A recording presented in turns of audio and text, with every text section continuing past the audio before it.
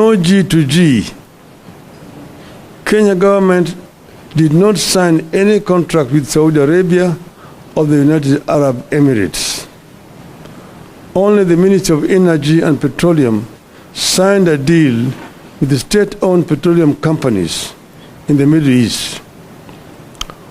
Why Ruto chose to characterize the deal as a G2G is the first red flag that points to mischief in this deal.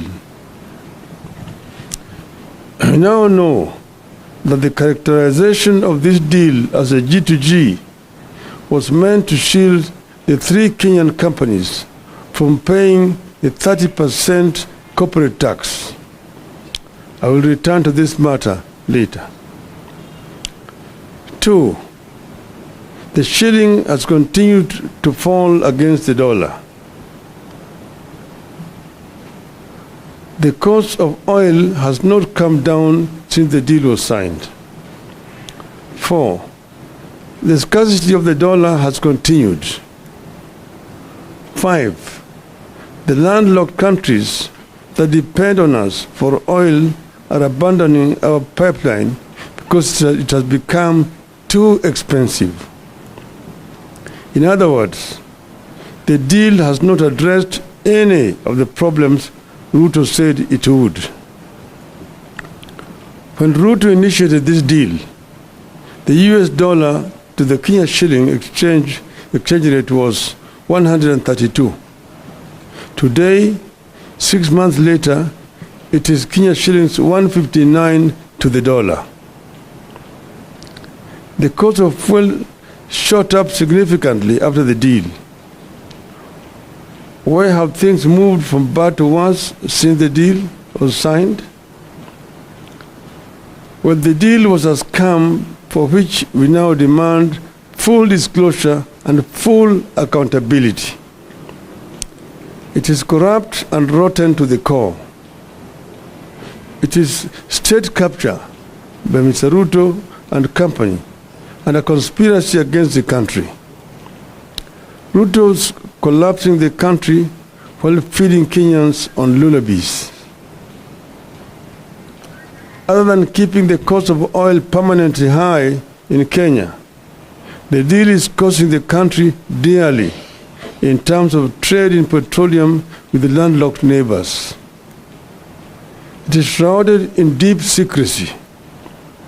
To date, only 2 documents have been made public.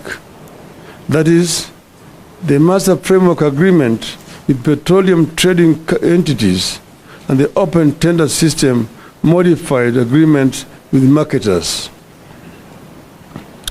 The Supplier Purchase Agreement between the Middle East oil firms and the hand-picked distributors in Kenya has never been seen. We challenge Mr. Ruto to publish this document. Nobody knows how Gulf Energy, Galana Oil Kenya Limited, and Oryx Energies Kenya Limited got nominated to handle local logistics. But the hand-picked distributors are selling oil to us at almost twice the price from bulk suppliers. These companies are also manipulating deliveries date ranges so that they can minimize on prices. We know that in August this year, 4 months after the deal, the government allowed Oryx Energies to sell oil at prices that had been inflated by 17%. In the Ruto deal, Oryx is a supplier of diesel to other oil marketing companies in the country. The excuse was to delay in discharging fuel at the jetty. This shady business model is being deployed by all the companies that were retained in the Ruto deal. They buy at low prices, delay discharging, then ask to be allowed to offload at higher prices, and the cost is passed on to the consumers. In the case of Oryx, It had bought the diesel at an average Platts price of $97.88. That is 14,182 shillings per barrel in July, but was allowed to sell the same to oil marketing companies at $114.5 US dollars, that is 16,585 shillings per barrel.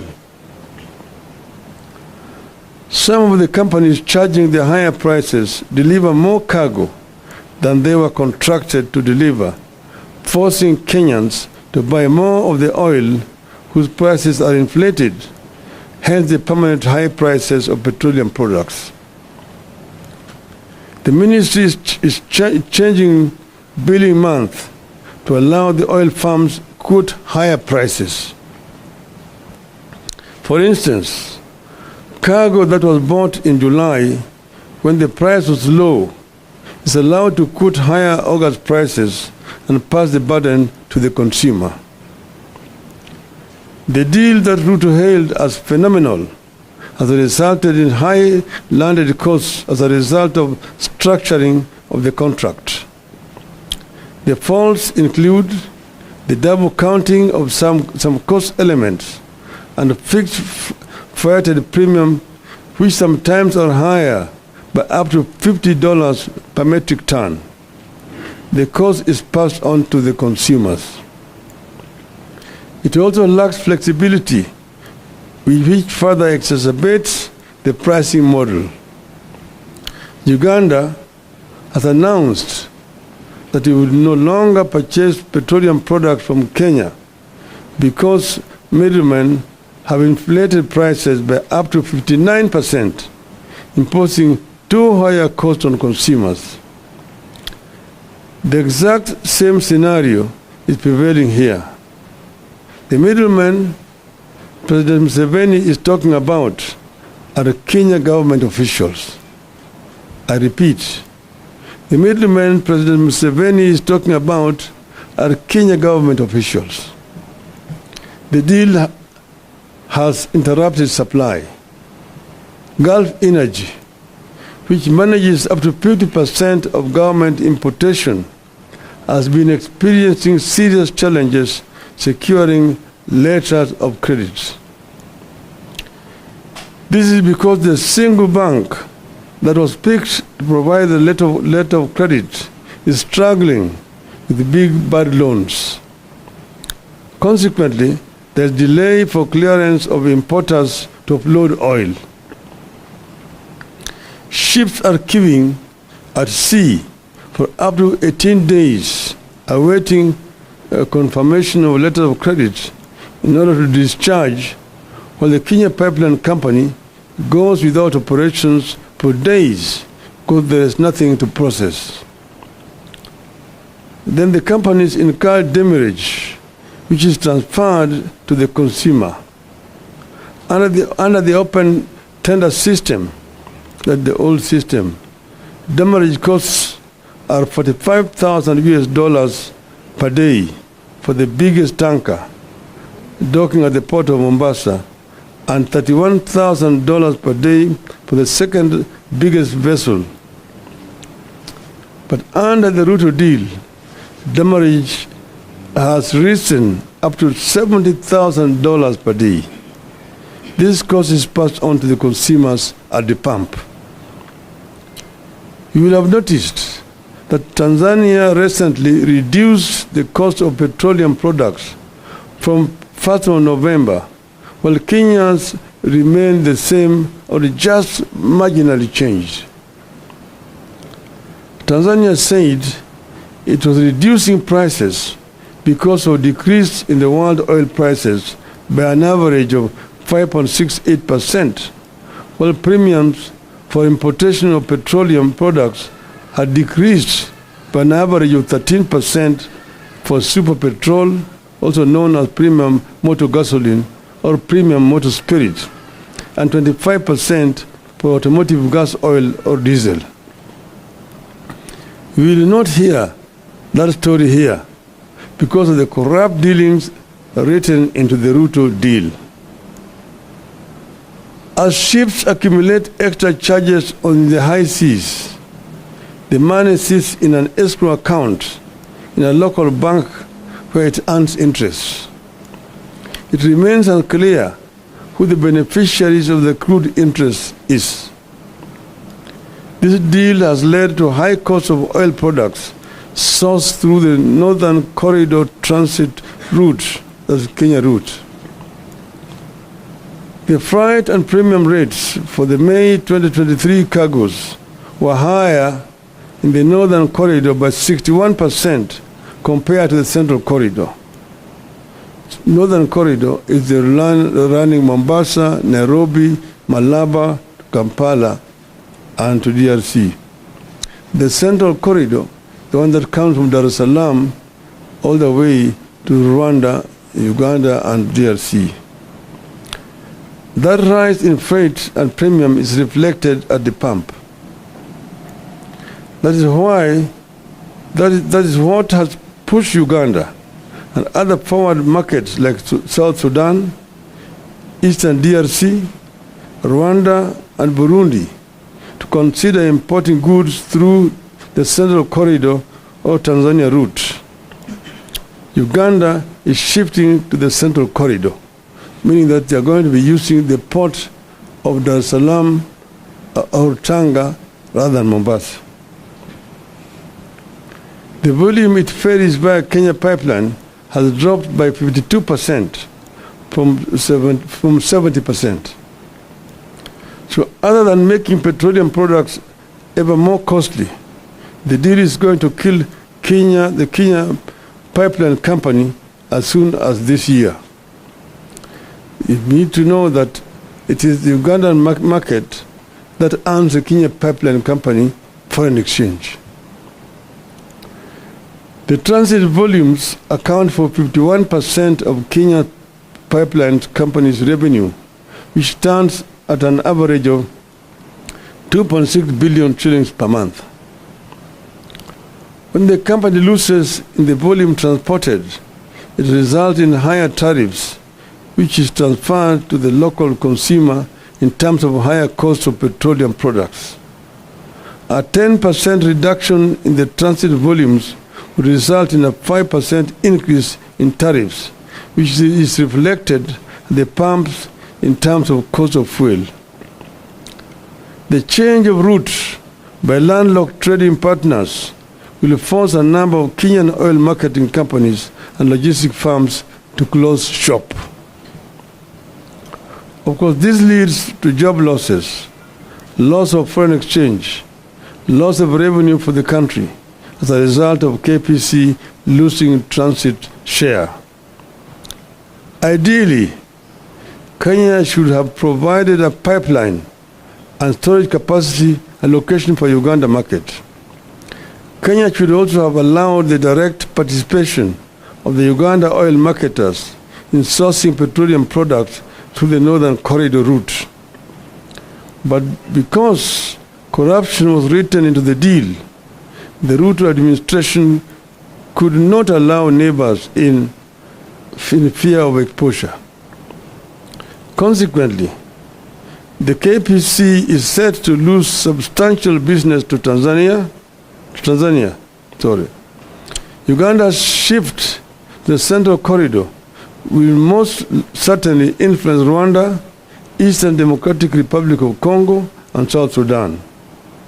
As KPC loses business, it will charge more for its product to stay afloat, hence the ever-rising cost of petroleum products. The deal only ended up creating irregular supplies and higher prices. Open tender system allowed for competitive sourcing of fuel. Monopolistic tendencies for purposes of maximizing profit goes against the demand for efficiency and the need for lower prices. It is going to drive a number of oil marketing firms out of business, leading to job losses and loss of revenue for the government. The deal that Ruto signed with the oil companies as excessively high freights and premiums compared to those witnessed in the open tender systems. They are as high as an additional $50 per metric ton. In the end, Kenya is losing billions of shillings in taxes because the three companies picked to spearhead this deal do not pay the 30% corporate tax. Shielding the three companies from this tax is the reason Ruto told Kenyans that it was a G2G deal. Your guess is as good as mine on who is pocketing the unpaid corporate tax. But the burden of the unpaid corporate tax is passed to Kenyans at the pump. Now, ladies and gentlemen, our stand as Azimio. 1. Ruto must immediately cancel the contract and revert to the open tender system, which ensured guaranteed supply of petroleum products. It has assigned responsibility to various players as opposed to the so-called G2G that is making Kenyans depend on inefficient and corrupt players. The open tender system was efficient, accountable, and competitive, and offered prices commensurate with international pricing model. 2. The Ethics and Anti-Corruption Commission needs to move in, not to sanitize, but to get to the bottom of how and why we got into this deal and who is benefiting from it. 3. The men and women who came up with this self-serving deal must be charged and sacked. 4. The government must restore taxes to 8% from the 16% that came with the Finance Act. 5. The government must make public the so-called MOU between Kenya and Saudi Arabia and the United Arab Emirates. 6. The Ministry of Energy and Petroleum must make public the deal is signed with oil companies. 7. The Ministry of Energy and Petroleum must make public the supplier purchase agreement it signed with the oil companies. 8. The EACC and the Director of Criminal Investigations must investigate the tax compliance status and pricing model of the three oil companies. 9. We need a comprehensive brief on what the move by Uganda to pursue much of its petroleum needs through the Tanzanian Central Corridor means to our country, especially to the future of the Kenya Pipeline Company. End of statement. Thank you.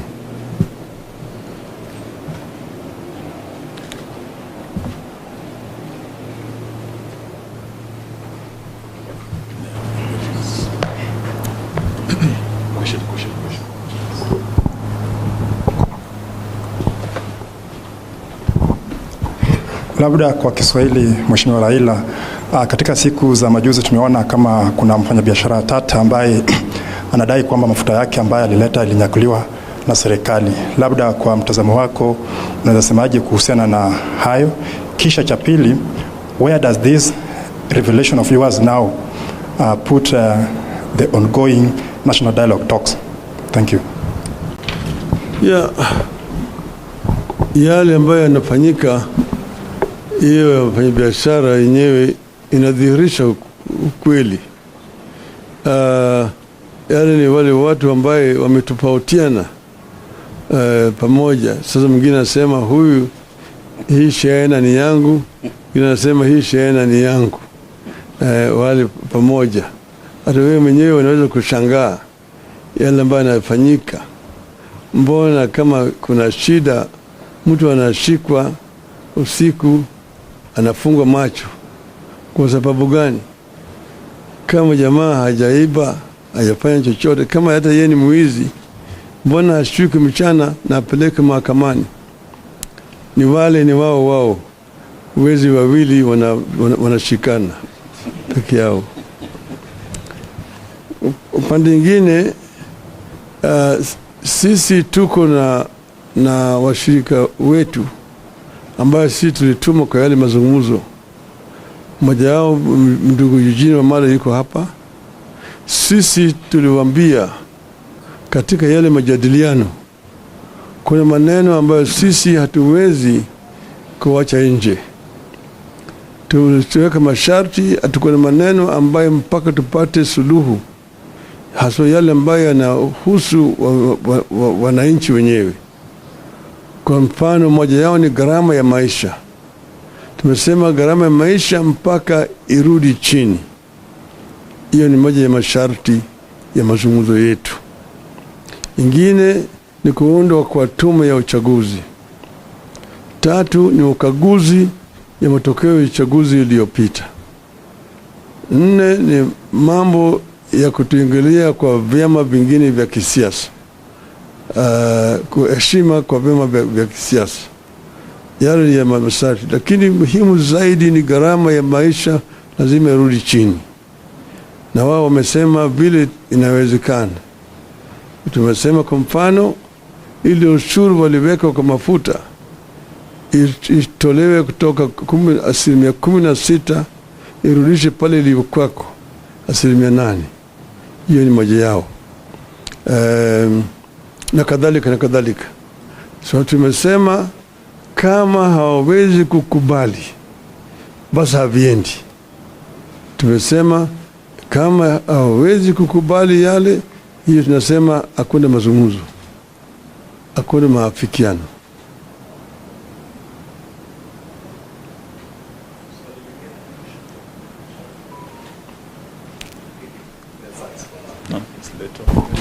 Over the weekend, you alluded that the inflation of prices on petroleum, on fuel, was about 30 shillings.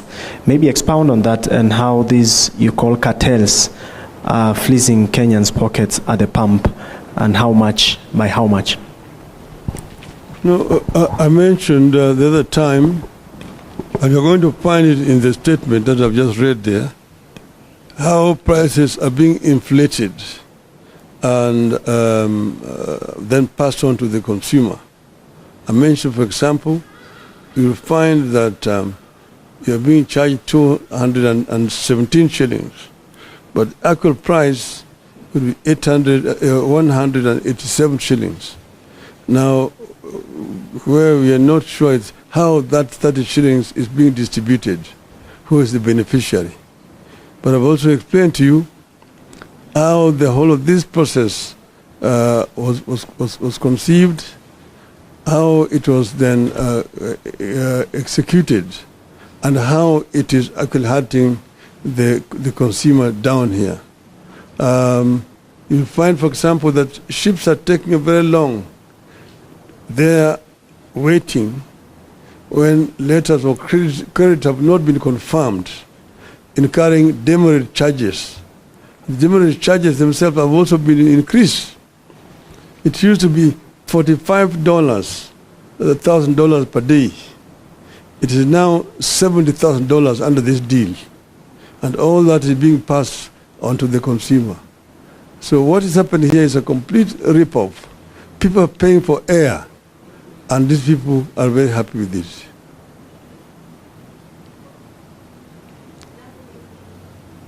Langu ni ombi tu kama unaweza fafanua kwa lugha ya Kiswahili ujumbe wako kuhusiana na swala nzima la mafuta.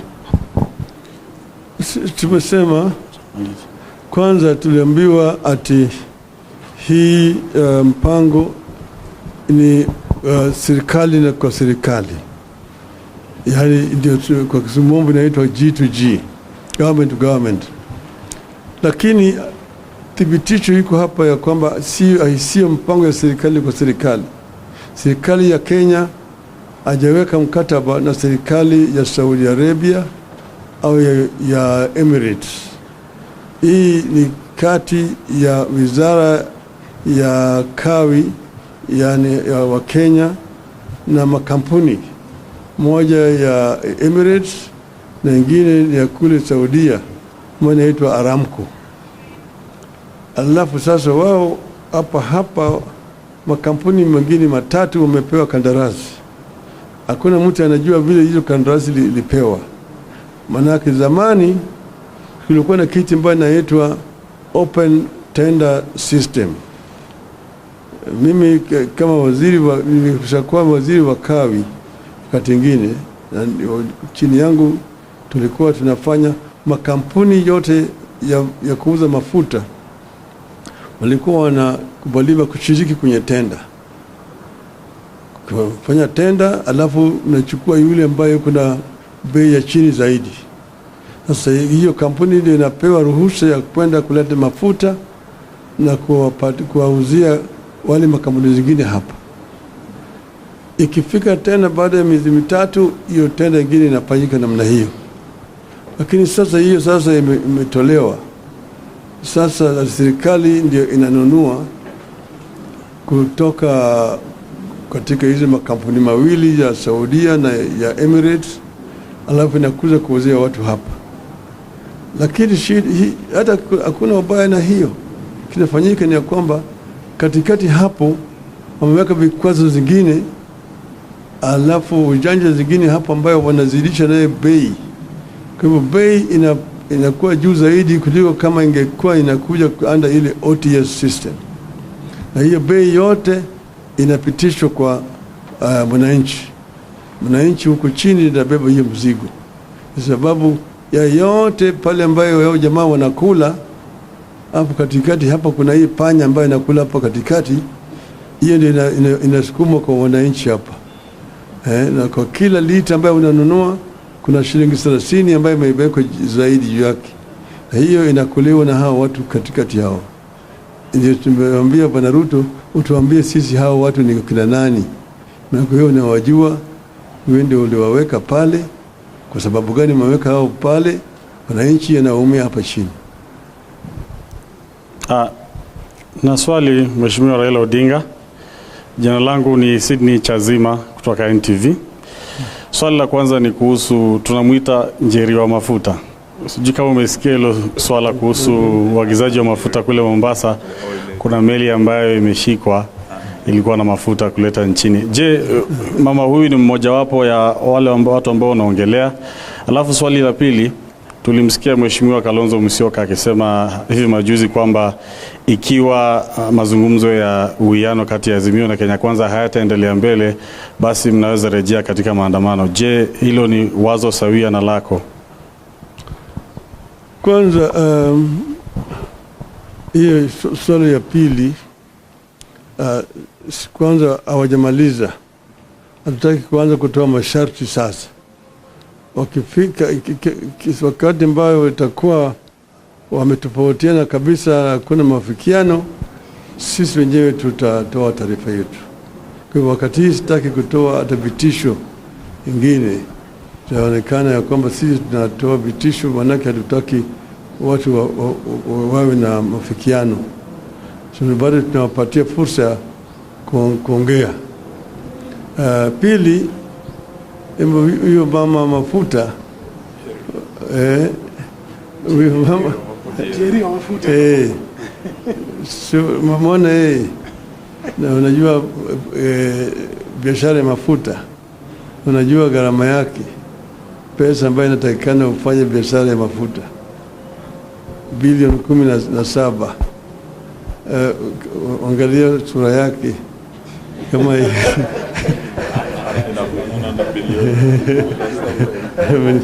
yeye au anawakilisha watu wengine. Sasa wale ambao wanawakilisha ndio tunataka kujua, maana yake mingi ni kama sarakasi.